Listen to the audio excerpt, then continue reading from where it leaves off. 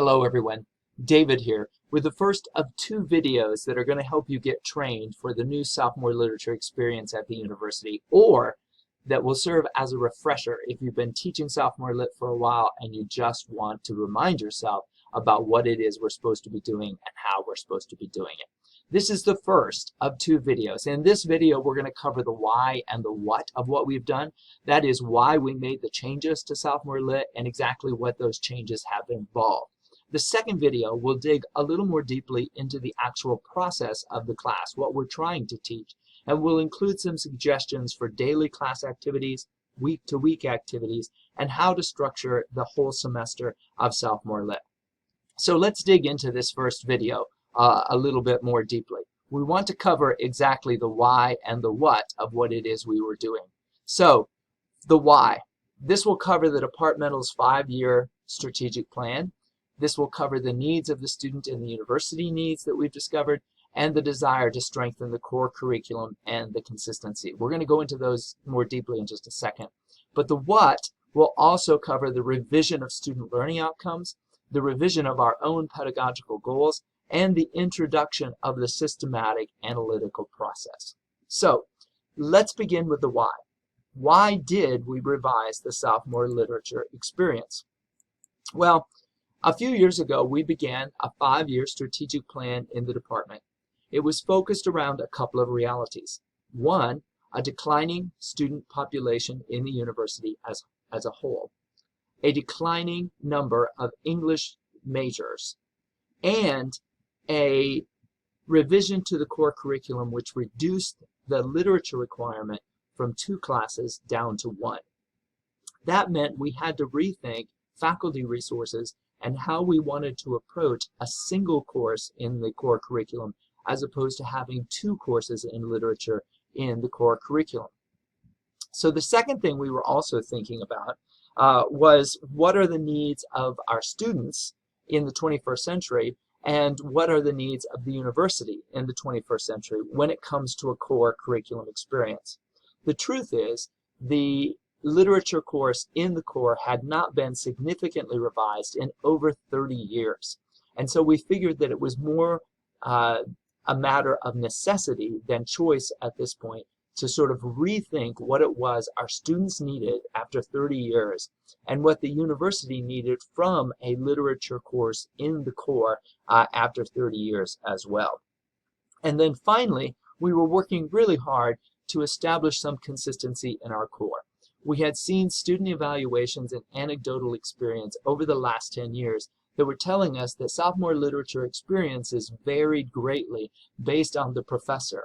And we wanted to make sure that all of our students were getting some common core skills that were important for the university and for us as an English department.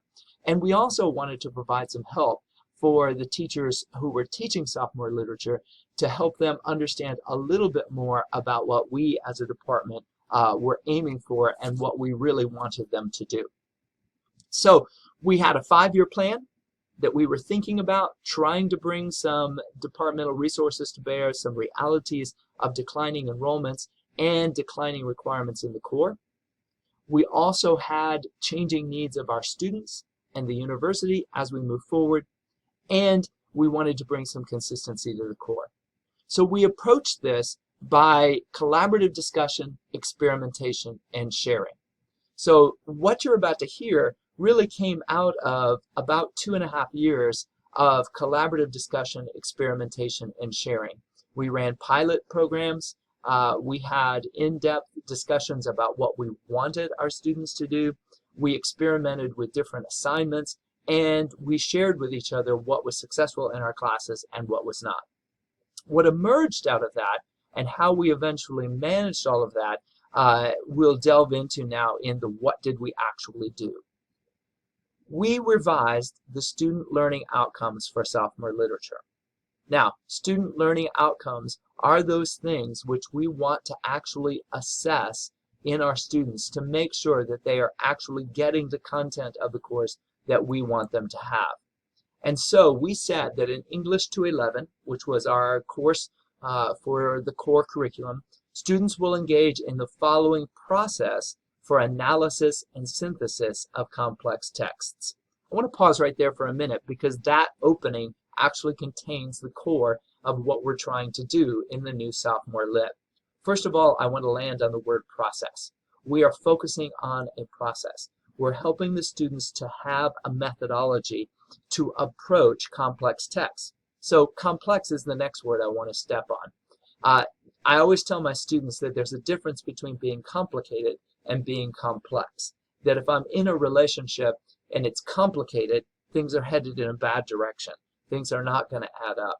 But if I'm in a relationship and it's complex, then it's rich and unfolding, and there's a development to that. And I think that helps my students understand that complicated means that it has multiple pieces that don't necessarily add up. They might be going in different directions.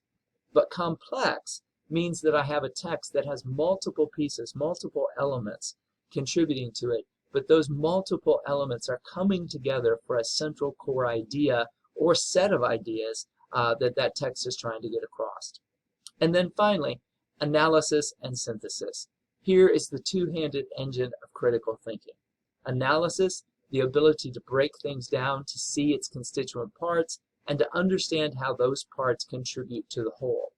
And synthesis, the ability then to take new knowledge and transfer it over to different situations, different texts, and do the same process and the same thing.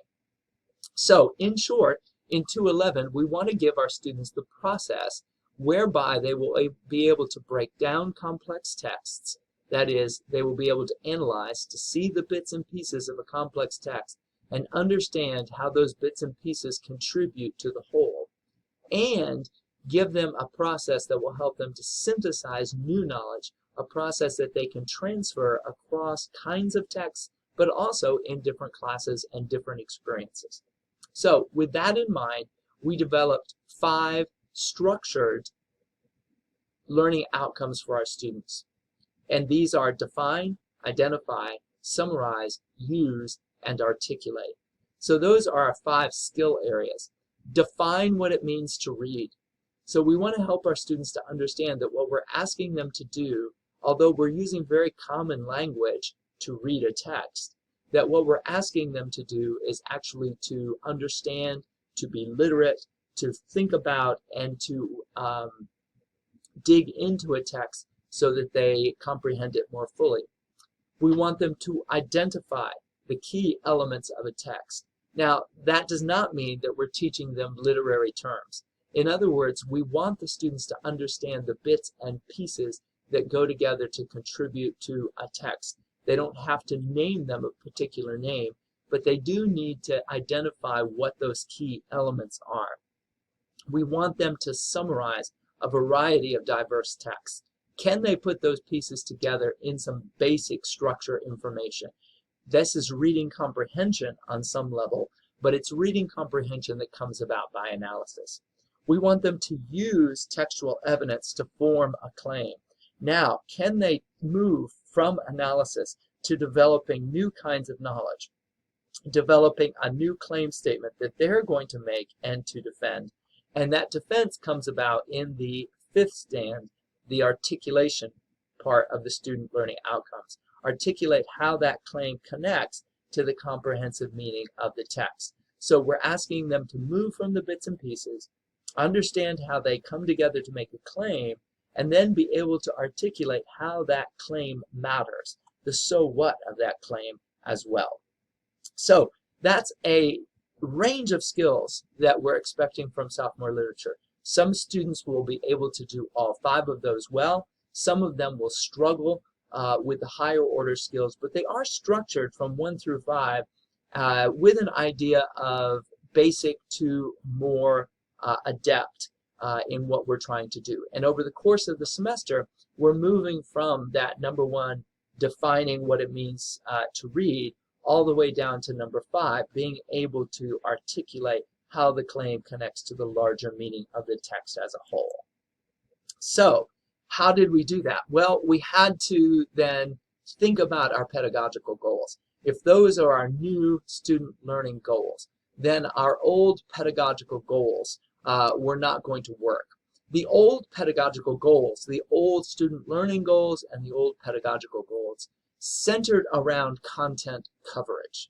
The old survey method of teaching literature, moving from Beowulf to Virginia Woolf in British literature, for example, or moving from Native American literature up to 21st century short stories in American literature, emphasized the idea of the development of kinds of literature in coverage. We shifted our pedagogical goals to think about teaching a method, to teaching a process that our students could take from our class, using literature now as a tool to teach a process that would help students to tackle any complex text that they had to encounter. This meant that we had to give up the central core of what we had been doing in literature, which was content coverage. That was frankly difficult for most of us. I found this cartoon and I think it illustrates the feeling that most of us had when we first began to consider the changes to sophomore literature.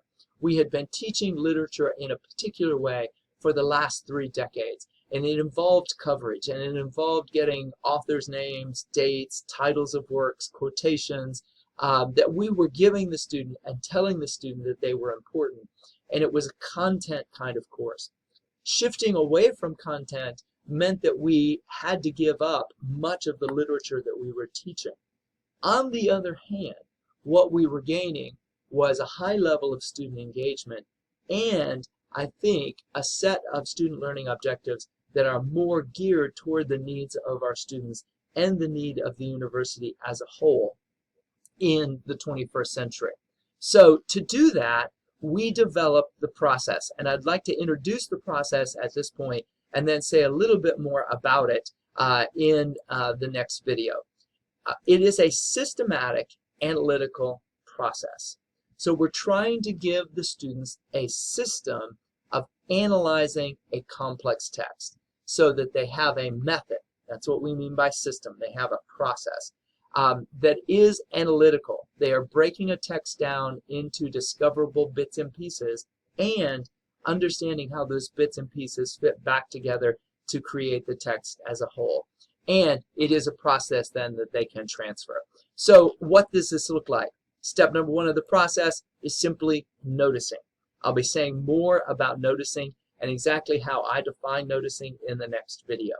Once students have noticed bits and pieces in a text, we ask them to focus. We ask them to take those bits and pieces and to arrange them, to group them, to sort them, to begin to categorize them, to look at them a little more closely. And then finally, based on those focusing groups, based on those categories of details that they developed in step 2, we ask them to add up what they have seen in the text. What does the collision, what does the cooperation of these groups of details mean for the meaning of a text as a whole? These are the 3 steps we'll be talking about in the next video, as well as stepping up and talking about what does a typical class look like and what does it mean then to arrange a semester when it's organized around these student learning outcomes and this systematic analytical process. See you in the next video.